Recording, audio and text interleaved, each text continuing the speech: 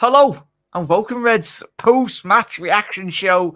Liverpool, surprisingly, have won 2 back-to-back games, a massive 6 points in the space of, a week. Obviously, the 3 points against the Ev. Very good performance in that game as well. And an even better one tonight. I'm joined by 2 very special guests, as always, on the channel. Niall from the upper tier and the Shankly sessions as well, mate. Thank you. First time, I think it is. Yeah, first time on the channel, mate. A massive thank you for jumping on. And hope you're keeping well after that result. Get it. Yeah, absolutely stoked with the result, Jack. It's great, isn't it? I was just saying to you there earlier, like the difference in 6 days, 2 results, and all of a sudden we're creating a gap there between ourselves and kind of Chelsea, who have been hanging around us. But more so, we're starting to move up a position in the table every game, which is crucial as well. And to be 6 points off Newcastle now with a game in hand is massive, massive. That top 4 now, I can feel it. We get back there again. You know, it's when we're not thinking now all our eggs are in the Real Madrid basket now. You know, there's a little bit of let's say relief there at the moment. Yeah, I needed to lie down even in half time, mate. When I went to make a cuppa, I was you were in the stream, mate. Everyone watching, wherever anyone was watching around the world. So, bloody hell. Liverpool, that's what it does to us, mate. But massive thank you for jumping on, mate.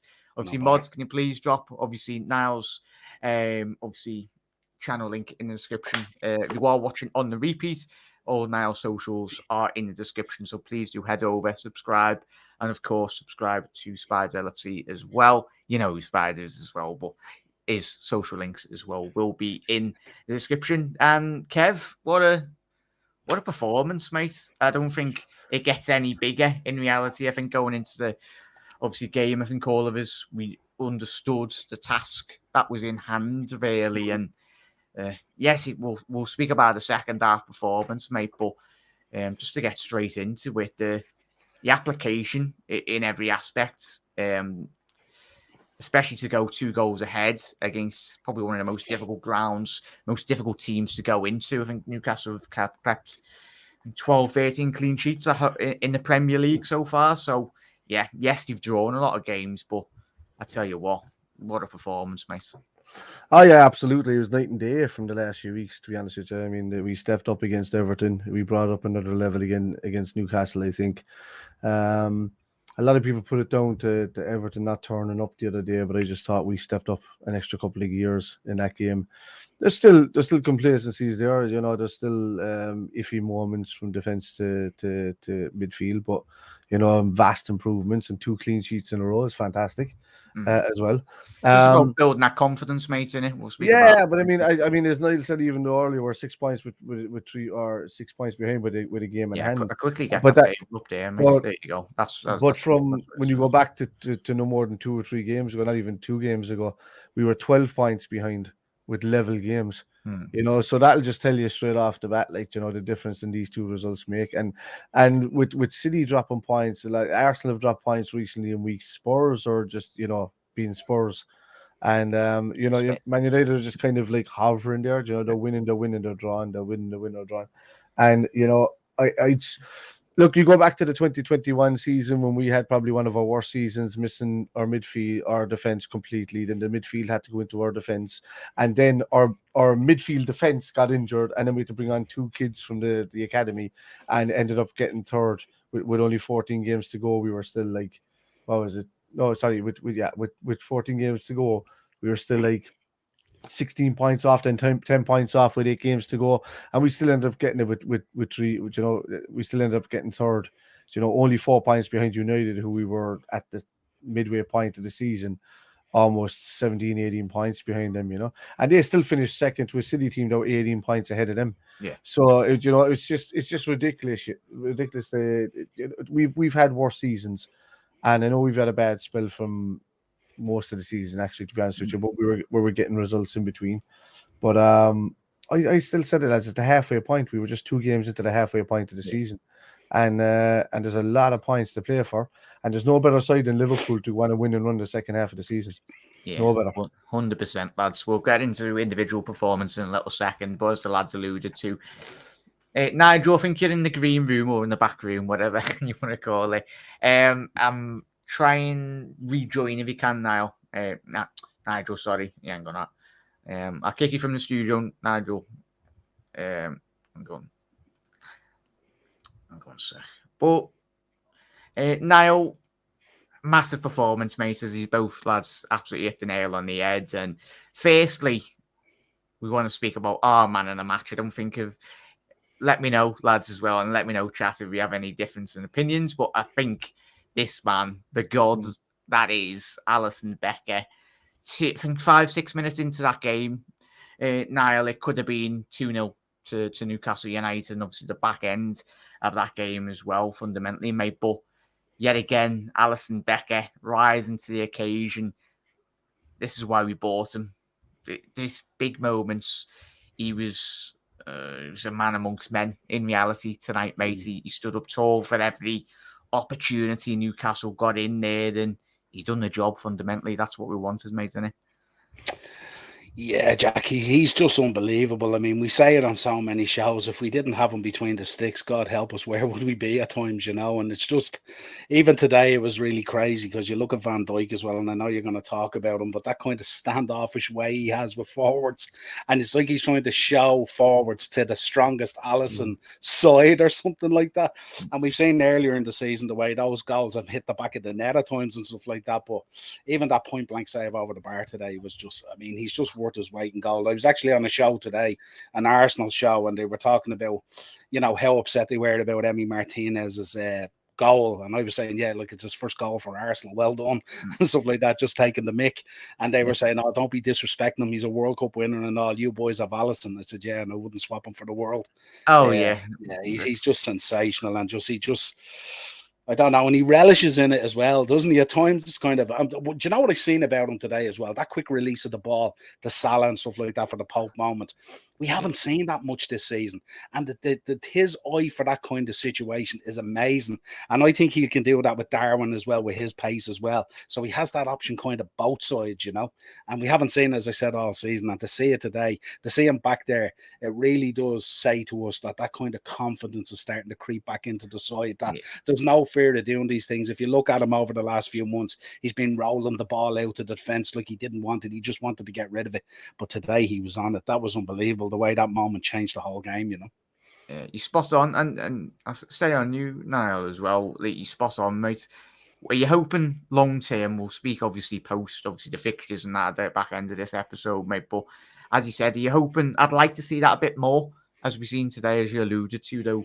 That it all stems from, fundamentally, as we know, confidence in terms of the squads. But that quick release, as you alluded to, are you hoping to see that a bit more? Because, as you alluded to, the handball of Nick Pope, it's that quick thinking, as we've seen, and especially passages of play, and that's especially in the second half and the back end of the first half, that a bit more confidence from Alisson to just quick thinking, and hopefully going into the Real Madrid game, that's something that is that an aspect of play that you potentially would like to see a bit more? Definitely. I think with the Real Madrid game and stuff like that, we're really going to have to cause that kind of chaos against them and stuff like that. Hopefully Darwin's all right as well after going off with the shoulder. I've done that myself before, where I've slipped on a pitch and gone down on my shoulder. The pain is unnatural. But hopefully it's not a collarbone or anything stupid like that he's all right. It's just an impact bit of soreness and stuff like that. But I get a sore shoulder getting out of bed, mate. I think all of us do. Yeah. But it happened to me once when I save a pint inside in the pub. Slipped on the sawdust. I'm okay. Points grand. I'm all right. But yeah, definitely. The thing about it is, if teams that we're up against know about that as well, when he picks up the ball as well, they're trying to reset themselves for a lot of different situations, not just what we've shown up till now, which is kind of like ball out from the backs, kind of slow, sideways, methodical, that kind of thing. Now they know we can hit the front men really, really quick, and with the speed of Salah and Nunez and stuff like that, that's a real potent thing to have there, because now defenses, when they're running back in and trying to reset themselves, are thinking, is he going to hit this long and real quick? We have to be aware of that, or is he going to play it out short, or what way is he going to do it? So the more of that confusion we can cause, the better, you know. Yeah, 100%, mate. Kev, yo, I liked it the most, and obviously, as the lads already in the comments have already alluded to, and obviously Niall there, I liked the patience aspect of Liverpool tonight. And don't get me wrong, everyone was in the comments in the second half tonight, and I was probably as frustrated. Of course, we wanted that third and fourth goal, but it was a case in point of it was very reminiscent of old school Liverpool in the last 3-4 years, where we were patient, we were clever, intelligent with the ball. Yes, of course, Newcastle are a tremendous side. They had their moments, as we've alluded to, the top saves Alisson made in that game, and you don't go anywhere in world football if you don't have a top goalkeeper. So, and given how good Newcastle have been playing, as we know, since Eddie Howe has come and taken charge of this Newcastle side, elevated them to top 4 in the Premier League, and with a touching distance to this season of Champions League football. But the patience from Liverpool, would you add to that, mate? Or for me, it was just the patience, like in the transitions and going forwards. We didn't rush. There wasn't much rashness in the gameplay today. I thought some of the interchange passing, like some of the triangle passing that we haven't seen for a long time was happening today. Where when the ball was being played out and then it was just laid off back in without, like, you generally wouldn't see him do. We used to play that ball where somebody was running onto it all the time into that space, but the ball would just be played back into that space with nobody there, and you'd be saying, "Where's he playing it to?" And all of a sudden, one of our players are coming onto it. That was happening a lot as well today, and I loved seeing that. That's one of my favorite elements of our game. With regards to rashness, not one looped Henderson ball was brilliant because he's been looping, passing. As you know, I said, Scoopy players for like carry on, boys again, and tell your mum I said hi, and but like no, he's been looping it like for the last couple of months. I didn't see any of that in the element of his game today. With regards Alisson, as you said, quick passing over from the edge of the box was brilliant. His patience on the ball to not pass it, then release it across the park was brilliant. Fabinho had a great game today. I thought Bajcetic probably had one of his quietest since starting for us, but was still, plugging the gaps. Still effective. Yeah, still effective at plugging the gaps, and probably much more effective than what Thiago would have been if he was in there, to be honest with you, in my opinion. Because Thiago, as we know, he's brilliant on the ball, but just doesn't give us much when it comes to that defensive and counter attack and counter pressing game. I thought that Nunes and Gakpo played well in the parts that in the roles that were given to play. Nunes he's, as you said, chaos is what we need against Real Madrid. He is an agent of chaos, and I think that he needs to be on that pitch if he's playing on Tuesday night, just to call Real Madrid all kinds of hassle at home. I think he'll want to be as well. So for me, the lads did well in the back line. Even Joe Gomez is stepping up the last couple of games. He's played well. Matip has been the disappointing one in the last few weeks for me. Van Dijk didn't have to do much, and as you said, he ushers the lads out to the corner. He ushers them out somewhere to the edge of the box where they can't do much damage. So many integral blocks, lads. Trent was brilliant today, by the way, as well. So Trent, you're jumping ahead there, lad. All right. I've dedicated a section of our show. Okay, well, say to Trent. Lads, I got to start. Nuns reverse. Take that back there. cross. Jesus Christ. And Trent balls into the box. Hopefully he's doing that against Real Madrid. But massive thank you, gents. Sorry, bloody pizza arrived.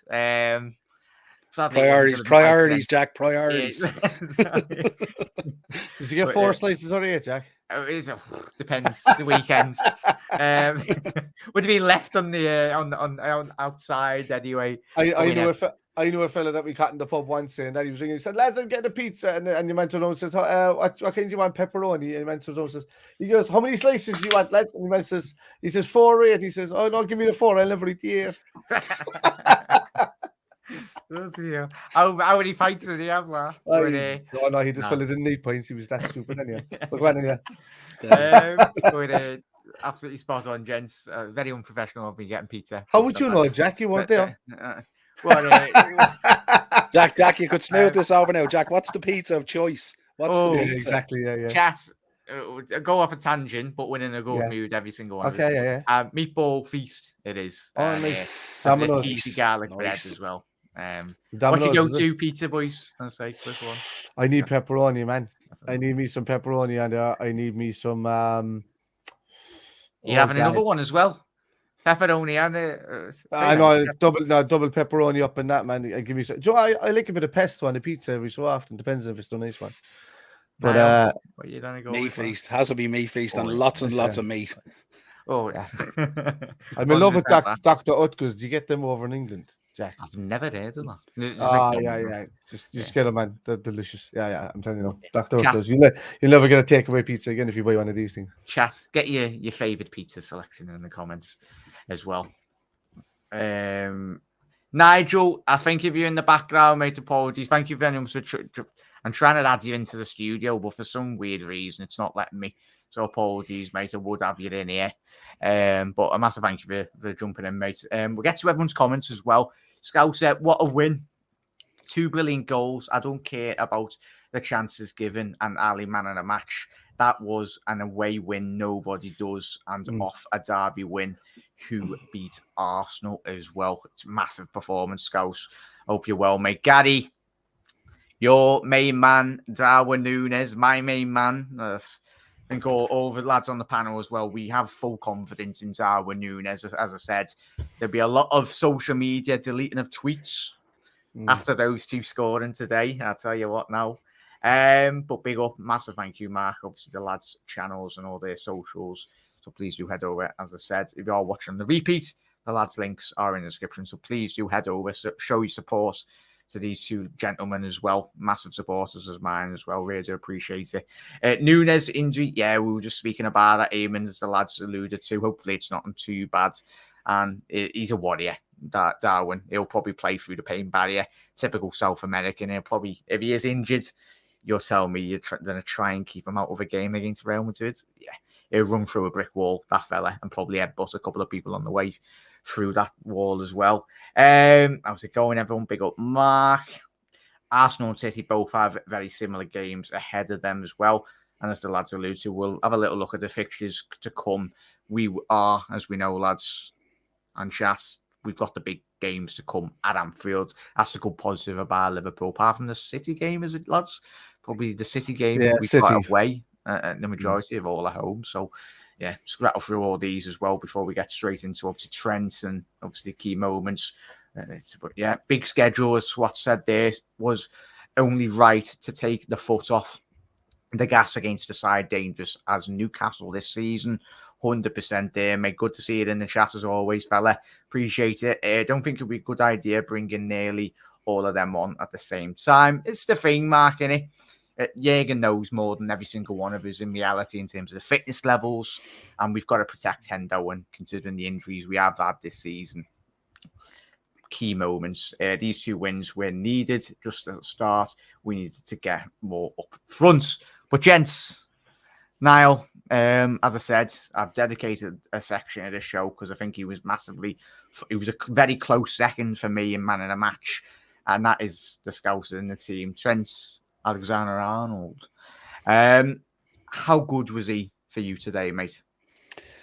I just think the thing about it is, and Kev alluded to it earlier, when you get that pivot going with him and Hendo and Salah on that side, at times it's just sublime and unstoppable, you know. And even today, what we've been missing at times when Trent has gone forward and stuff like that, we haven't had that player like Hendo to tuck in and cover for him. And he was doing that today. And even Joey G coming across to provide that cover as well, which is so important. I just think the way he plays those passes, it's just unbelievable. Like that pass to Núñez is just, it's a thing of beauty, you know, and it's just, and to have a player there like Núñez, you know, I want us to keep on signing all these flops because I think they're great. You know, the more of these flops we sign, the better. Him and Gakpo and all that. Keep it going, lads. It's great. But yeah, just and for Núñez as well to be able to take it down and control it like that, it just adds to the Trent stock, doesn't it, as well? If it kind of went away from him, you'd be kind of saying, oh, not quite right and stuff like that. But he was on it today, and even towards the end there when he fought and picked up that ball, sprayed it out to Salah, continued his run all the way into the box, and I was praying just square it to him. I would have loved Trent to get a goal today. It was mad. The goals we scored were the 2 toughest goals.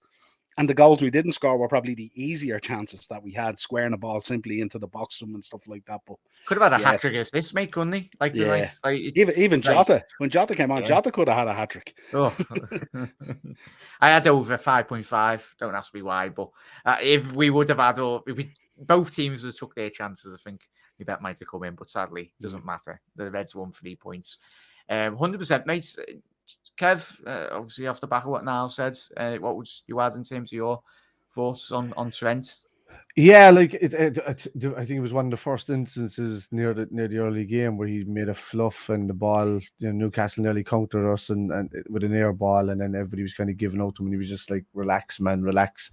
And I was telling him, said, "Jesus, that's Trent showing a bit of ego right there, like he's come up in the last few years, doing what he did, and then he went on to have like a worldly of a game. Like some of those balls are just ridiculous. Some of the passes through the gaps were ridiculous." As Niall said about the ball over the top to Nunez, there was a couple of balls over towards Gakpo. There was 1 or 2 towards Salah that were phenomenal as well.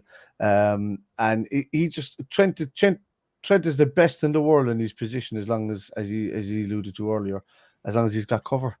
If he's got cover, you take most of the worry of defensiveness out of his game, and he's world class. I've been saying it for years, dude. He belongs in midfield.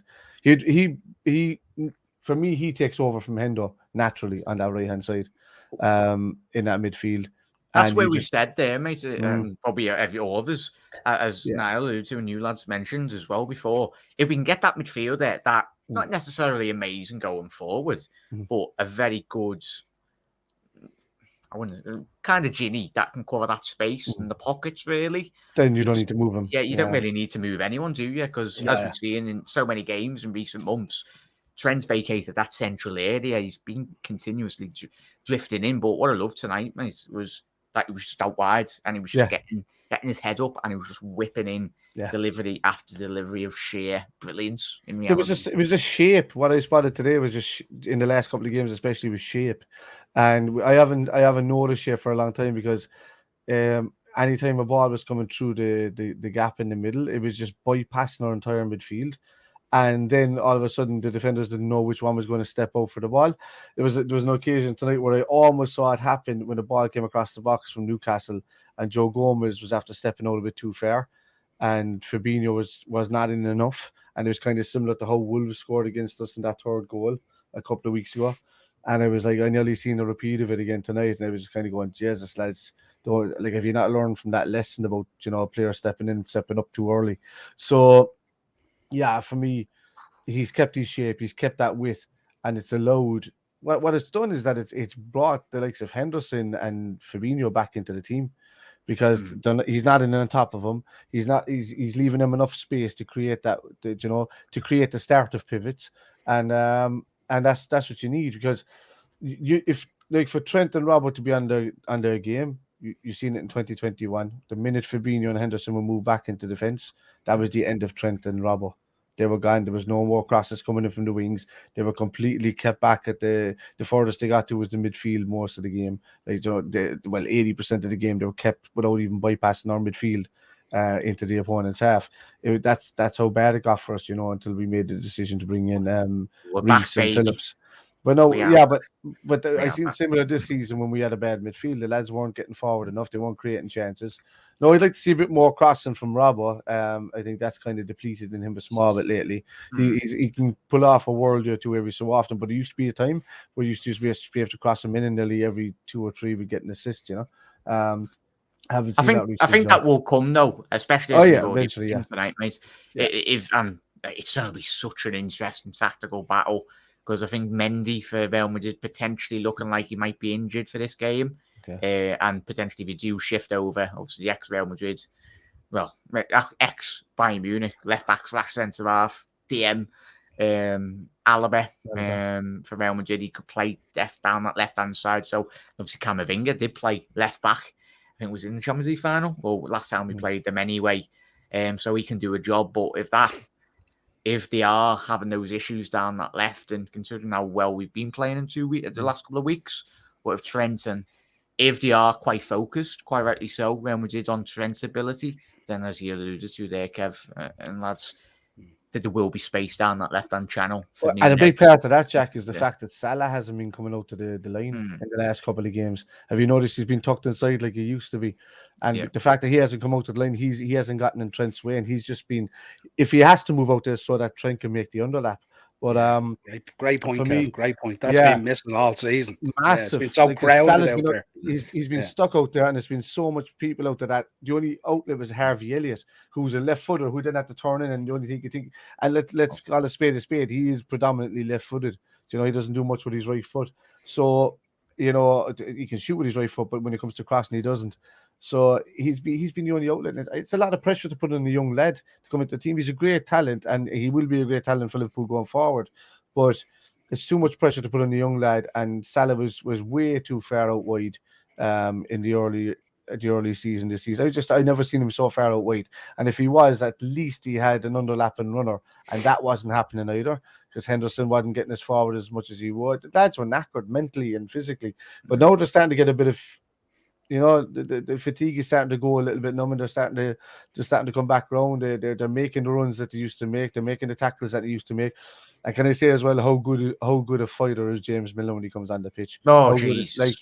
Ridiculous. Like, he just, if anybody could just play with half his heart, I'd be delighted. Bobby was phenomenal for the first 10 minutes when he came on the pitch, and then he kind of drifted out a little bit, but he was brilliant. Bobby was taking the piss, wasn't he? Yeah, he was. Some of his interchange of passing. That tackle from Milner was sublime. Just got stuck into your man, and then he gets up and brushes it off like it's nothing, and just keeps and does it again 6 seconds later. Sam Maximin, yeah, absolutely. And with Robbo as well, you can imagine Robbo as well before the game going, now listen, we want you to make a load of overlapping runs on Nunes there, and he's going, this guy's the fastest player in the league, and you want me to overlap run him throughout this match? Give me a break. Can you imagine Robbo coming off? He's absolutely wiped out like from trying to do it. Yeah, it's class. Yeah. He's spot on. There's so many, as I said, so many bloody comments as well. I think we actually might have Nigel. There we go. How you doing? Oh, he's alive. How you doing, mate? Can you hear me, or can you hear us? You're outside St. James's, lad. I know you didn't work. But... He's taking the hamster for a walk. He's running the internet. I'm outside at the moment. Hang on, if they go back into the shop. No worries, that. Whilst Nigel does that, I think we've Nigel's gone full Voldemort there. What's going on there? Yeah, there we go. How you doing, mate? Been playing too much of that Harry Potter game by the looks of it. That's me. Nigel, Salah's obviously the super line. Quite rightly so. We spoke about Trent, but as Kev alluded to, the form of Salah now, he's coming. And quite rightly so, I think all of us have criticised his moments because we know his level in which he can reach. He's much better than the output. But talk us through that second goal for you personally, mate. For me, that was doing a watch along. You were tuning in as well, mate, and we were all watching that goal. That was old school Liverpool for me, mate. Every element of that, the overlap and run from Robbo, but that sublime pass from Mohamed Salah. And I don't get why the VAR officials checked both goals. All of us knew straight away from our eyesight it was never going to be disallowed. But Salah's performance for you, mate, and it's just his overall game, and that just talk us through that goal. The assist for you, mate. Yeah, I just think it's everything we kind of expect from Mo Salah, and he's just had such a frustrating time since the AFCON and stuff like that. He's just been, whatever it is, he just hasn't been himself. And in the last week or so, we've just started to see the shackles are off, and you know they're starting to play with a bit of a smile. It looks like they're going into training and enjoying themselves. Obviously, the players coming back off injury has boosted and lifted the squad like we needed.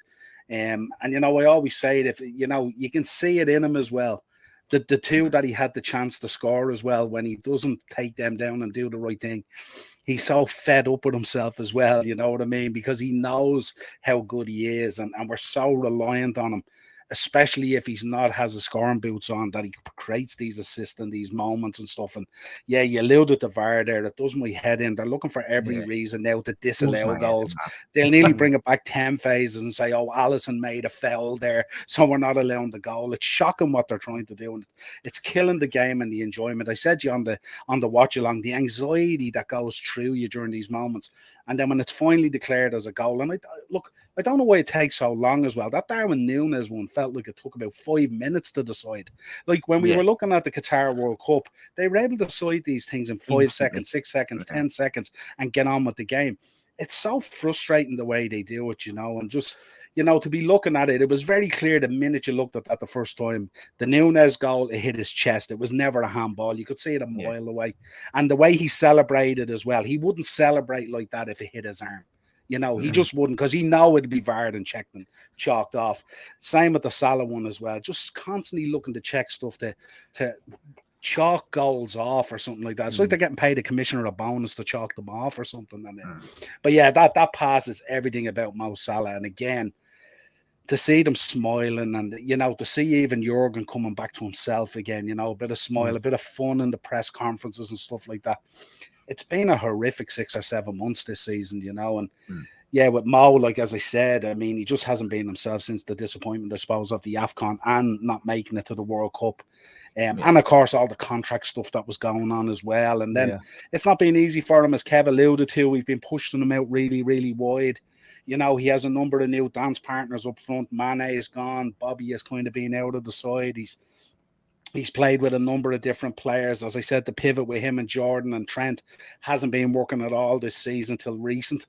And it just feels like Mo Salah, and it feels like Liverpool again, if you like. That's the only way I can describe it. Yeah, it's good. It's good that you alluded to the VAR stuff there as well, because I've been saying it for ages that like it's been developed and all that by Hawkeye technology and stuff like that. So why haven't they got a representative in there? No, I get it. Like for us on TV when I was watching it, it was only the very last image that they showed from that side where the ball hit the stomach and went down, and it didn't show a touching the arm. That's the one that they went with. So why wasn't that the first one that was shown? Why isn't somebody there ready with these images to say, here, look, just show them that one and it's done? That's well, see, it's alluded. It's the penny pinching, because what happens is they have one, maybe two people in the boot, and if you look at the World Cup, there was like 7 or 8 lads in the boot, so they can look at it and go, yeah, straight away, that's a goal, boom, done. They could hand the whole contract over to Hawkeye and just have a representative there from the Referees Association to clarify what it is, and just let Hawkeye deal with it. They know what they're doing. It's their technology. It's when it gets that embarrassing, though, boys. We all seen it, and I know we're Liverpool fans, of course. I said in my coach match, get me in there. I might be a bit biased. I'll be giving 5 penalties to Liverpool every game, but instantaneously, all of us, when we were watching that game, we were like, even if the one angle, that's all you need. But as you've alluded to, lads, it's whether they're all absolutely bricking it now in the PGML, LO, or whatever they're called, because one of them's literally got the boot, quite rightly so. I'd love them all to get the boot, because they're not fit to actually do the job properly. They haven't been for the last 20 years, in all honesty.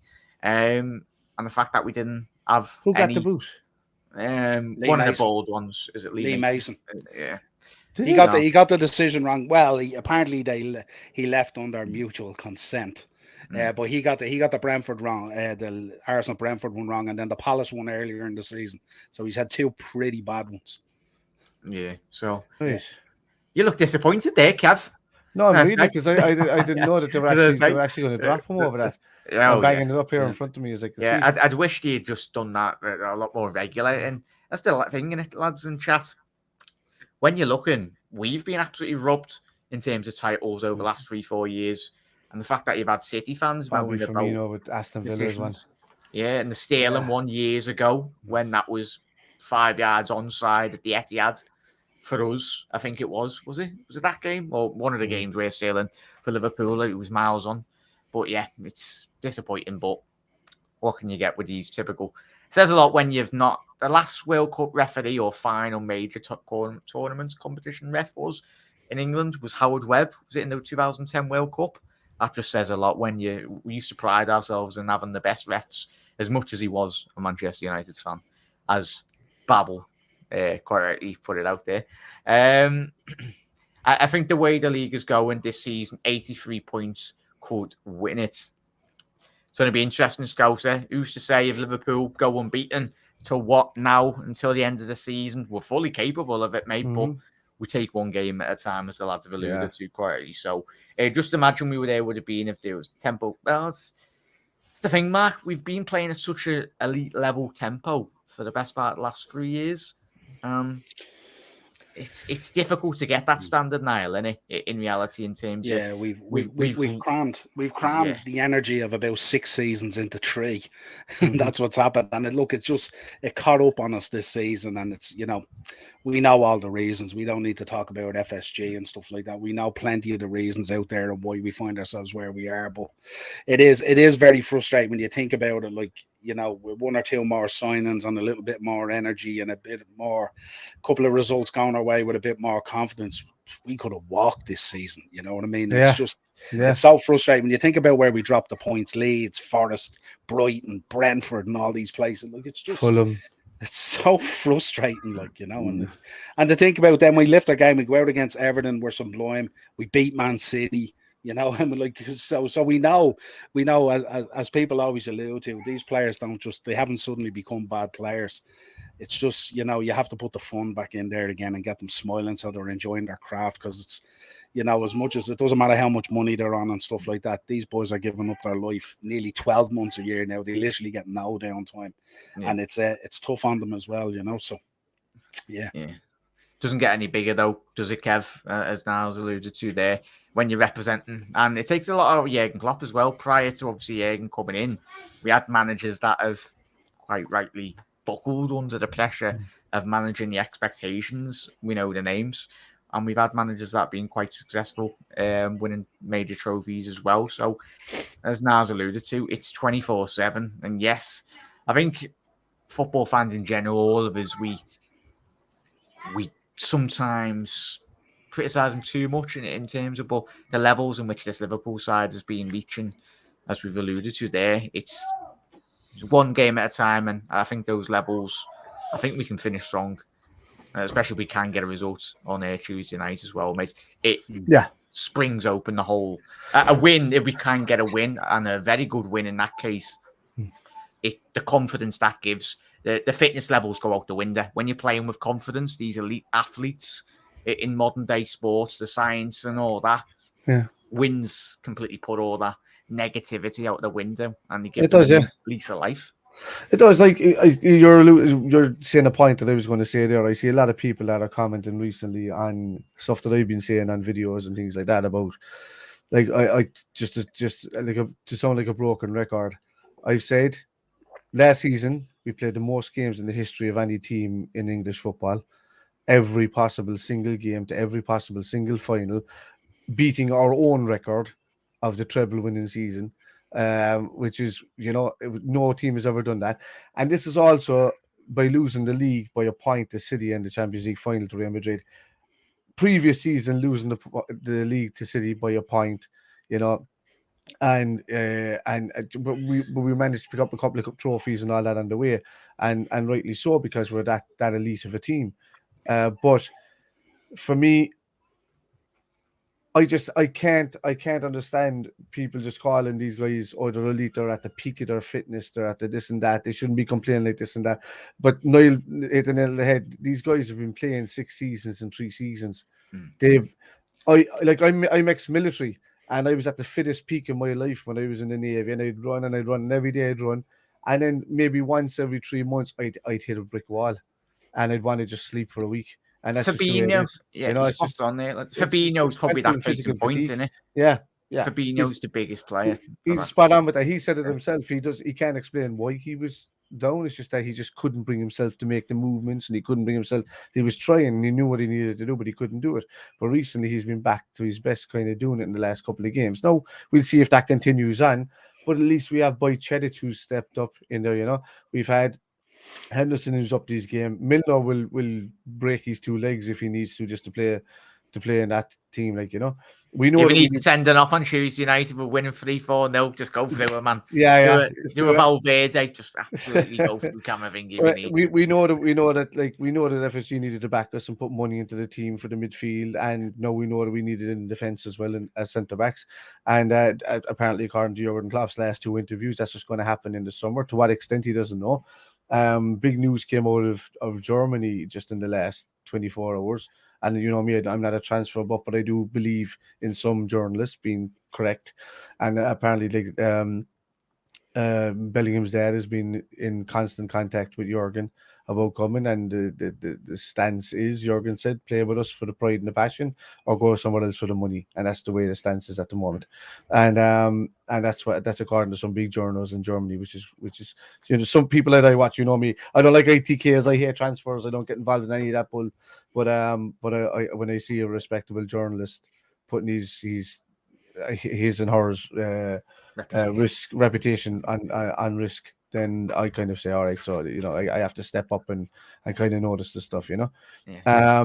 But with regards that, lads, look, Liverpool gave us everything over the last few seasons, and the next few weeks is going to tell a lot. Real Madrid, Everton to Newcastle and Real Madrid I mean, Real Madrid is the best way to solidify a 3-game run winning and to push us on for the rest of the season. You know, if you want to get confidence from any games, beat Everton. You know, you could beat Newcastle, which is always a great game to play, and then beat Real Madrid in the Champions League, and then you're leading yourself into Crystal Palace away, who have just been kind of mediocre this season.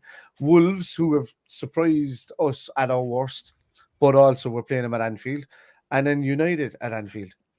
If you can't get up for these games, revenge against Wolves, and you know, revenge against even Real Madrid, and then to get one over at United, who caught us at the start of the season. You know, it's just for me, there's no other reason other than to play football and use these Crystal Palace and Wolves games as a stepping stone as well to boost the ego a little bit with regards, you know, just winning games. So you know, it's just, it needs to be done. And the guys deserve it and they need it. They also deserve our patience for the seasons that they've given us in the last few years. Yeah, I don't tend to dwell too much on Twitter, mate. I know, I'm pretty sure both of you is very similar as well. If your head would roll all the way to Birkenhead, if you believed everything that was on Twitter. And obviously the news about Manchester United potentially is added and stoked to the fires that be. But we'll get to all your comments as well. That's Niall's thoughts finally as well, concluding on, obviously, we'll have a quick look at the fixtures. And then finally, to conclude tonight's episodes, obviously, the league position and potentially where we are going in the next couple of weeks, hopefully. And don't get me started on bloody Wolves.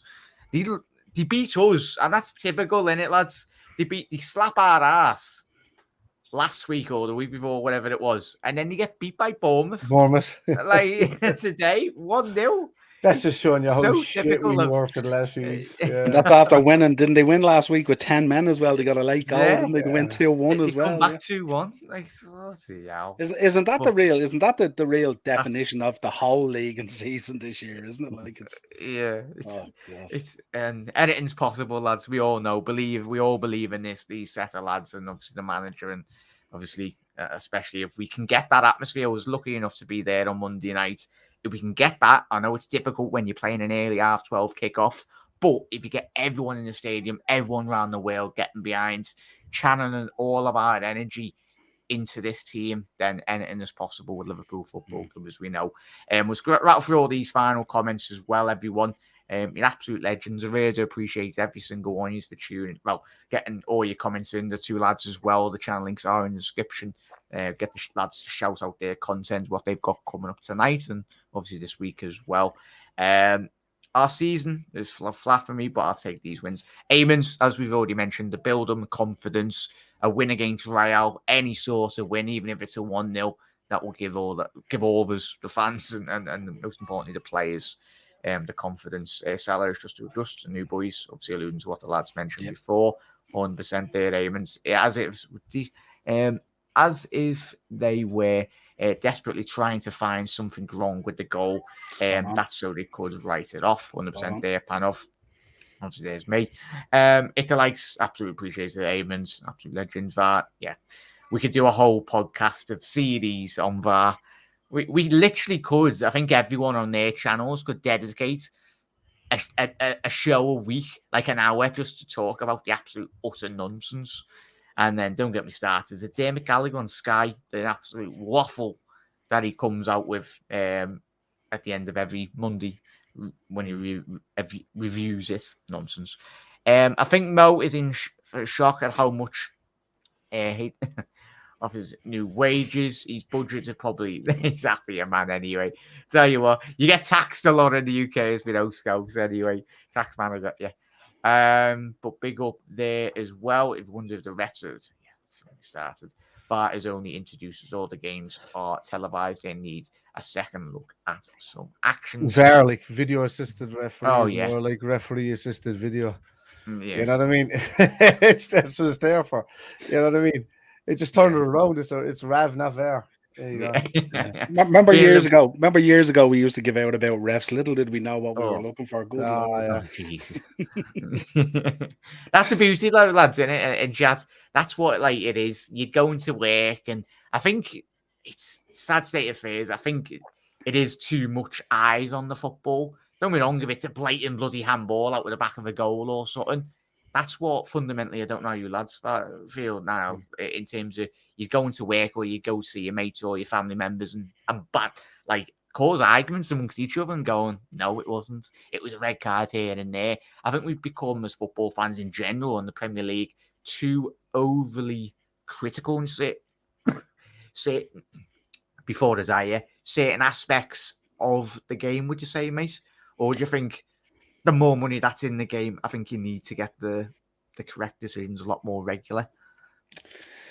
Yeah, I think with what's on the line, you really do need to get it right, especially if you're looking at decisions going against teams that potentially could get relegated and stuff like that. These are huge decisions for these clubs and stuff like that. But I think when we're starting to get to a stage where we're arguing over goals being chalked off because of players' armpit hair or something like that, it's just, we're getting to a real silly stage at this stage with it. It's just not needed. Like even tonight, the Pope decision, the way they had to go back and look at it, he headed the ball back into his own hands and grabbed it out of goalkeeping instinct. You know what I mean? But just, they're having to think about it. They're trying to find a way not to give this decision. And my man scooped it out of his the ball. Yeah, scooped it. yeah. And then you'll hear people talking, going, "Oh yeah, but we don't know. Like if Mo Salah had picked up the ball, would he have actually finished it 18 yards out into an open net? Please give me a break. Give me a break." You know what I mean? Like it's just, and they're going back first phase and second phase and third phase, and yeah, we have to chalk off this goal because your man 20 minutes ago was offside down there, and something. You're there going, get lost, give me a break. You know what I mean? And when you see that, it goes back to a couple of seasons ago. Do you remember that goal that Rashford scored against was that my baby? Rashford scored against and Rashford scored against us. Remember that? And Divock Origi was taken down in the middle of the park, but they didn't go back that far. No, we didn't need to go back that far. That was 2 passes back. You know what I mean? That's the whole point. Did you see the commentary tonight? The commentary tonight around the Pope thing was, if he had given a penalty away, the penalty wouldn't have been awarded because apparently Darwin was offside when he picked up the ball. They would have went to that, and probably the red card for Pope wouldn't have gone through either. Like it's crazy. Like they're there going, "Good Lord," it's just it's madness. Absolutely spot on, lads. Right, we'll quickly rattle through the final thoughts as well from the lads in chat as well. We've already alluded to these are the next 6 fixtures for Liverpool. Obviously, Real Madrid at home. Then we've got Palace in the league on the 25th. And you've got Wolves at home, United at home. That is the big one, as we know. But first, we've got to get maximum points out of Palace, Wolves, and obviously have hopefully an assailable lead going into the second leg. And then you've got Bournemouth away. And then Hala Madrid on the 15th of March. So much football there, lads. And then just... You're looking at a game every 4-5 days, so it's going to be coming thick and fast, not just for Liverpool, but for all the teams in the whole of Europe. Kev, final closing thoughts, mate. Obviously, we'll have a quick look at the league table as we can see here. Looks much better reading. Obviously, Liverpool have got a game in hand as we alluded to at the top of the show, on Newcastle, and that is against Chelsea. Of course, we still got to win that, but we're trying to look at least one game. Just look at one game, and when you look at the Premier League. But it looks, after the space of 2 wins, a lot more rosy, doesn't it, mate? Happy days. That's what I was saying when everybody was really negative in the last couple of weeks, and I was always being Mr. Positive, and I said, look, lads, there'll be a couple of games, and we'll be back to the normal, and we'll get 2 or 3 wins in a row, and then you'll see the years perk up. And if you get the 4 or 5 then in a row, or you get like 6 games, 1 draw and lots of wins, no losses, then you're sitting there kind of going, oh yeah, how we play? What happened a few weeks ago? We were that bad a few weeks ago. No, you just forget as football fans, because football fans are fickle. They live in the moment, and they only remember something that's drastically there in front of your face. So like, are drastically there all the time, and we've had a bad spell. Give the lads patience, give the lads time. I did anyway, and they've shown us that they can still play a ball, and that they want to play a ball, and they're showing us that they really do want this top 4. They want, as a football club and as a team, they want to appeal to the best players out there. And if you're not playing in the Champions League, you're not appealing to the best players out there. You're only cementing a gap for a season or so, and then that runs people out of one contract into trying to get people in on a new contract, and it causes so much hassle that you need consistency. And these lads know it more than anybody else. Playing under Jurgen Klopp the last few seasons, they know what's expected of them. They know what to play, how to play. It's just a shame that they mentally and physically couldn't do it for a short period of time. They look back to their best. Well, not to their best. They look 80% of what they can be.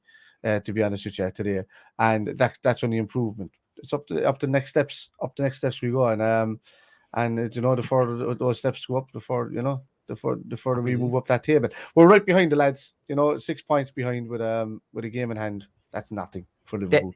And psychologically as well, Niles, Kev spot on, and big up, Manuel. Appreciate your comment, mate. Good to see you back in the comments, mate. Hope you're keeping well. As I said, Carius, yes, go ahead, Carius. We'll be watching that, hoping that would be fairy tale stuff. It'd be great for him fundamentally, mentally, as a footballer. Hopefully that would spearhead him in the right direction, because we know even if that was us, any of us on the panel, or anyone in world football, that would have affected the way in which that final did transpire, and it's not really the best. But as we know, and it give him I'd love that no more. I just want it for Carius, for him, if he is playing in that final and they win, and say if he saves a penalty or something, and that would be a lot for his confidence. But now that's it, isn't it, mate? Confidence change games, but it's your final closing thoughts, mate, in the weeks to come, hopefully, and the big games on Tuesday. Obviously we have the Real Madrid games coming up, which are absolutely huge for us, because we know we're European royalty, aren't we? So we have to continue and football keep heritage. We know, yeah, absolutely. But I think the Crystal Palace game is pivotal for us as well, because remember, our Geordie friends will be off down in Wembley, and if they win, they'll be celebrating, and that hangover might last a week or two, hopefully, and at that time we'll have snuck right up on them at that stage. Obviously Wolves be 0-1. And obviously Manchester United, that's going to be intense, and that's going to be a great game at Anfield. And we kind of owe them one as well, because we were so disappointed in the early season performance. As bad as we were, we hung in there with them, really, and we felt we let them steal a march on us, really, So that'll be a huge one as well. Bournemouth, I don't think we'll have a problem there. We should be fine. And then obviously the return leg Real Madrid. So if we can put in a real good performance on Tuesday, we can park our European endeavours for a little while, get back focused on the league, let those other teams above us focus on winning Carabao Cups and stuff like that, being there, wore the hat. We don't need to worry about that kind of thing. Hopefully Newcastle get the win and they can go off celebrating as those Geordies do. And then we can just sneak right up there on their tails, like Trap 6 at the dog track coming off the third bend with that spring that it gets for the end of the season, and we'll come up across everyone, and who knows, we might even sneak a third spot even. Who knows? Let's see what happens.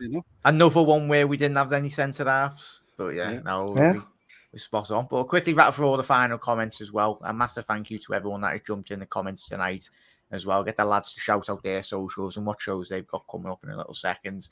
It's the Wolves game, and though aiming to think if I'm right, might be wrong, but I think it's the Chelsea game was it when the Queen sadly passed away? I think so. It will be that game. It was one of those. It was moved back. I think Chelsea Wolves moved forward or something.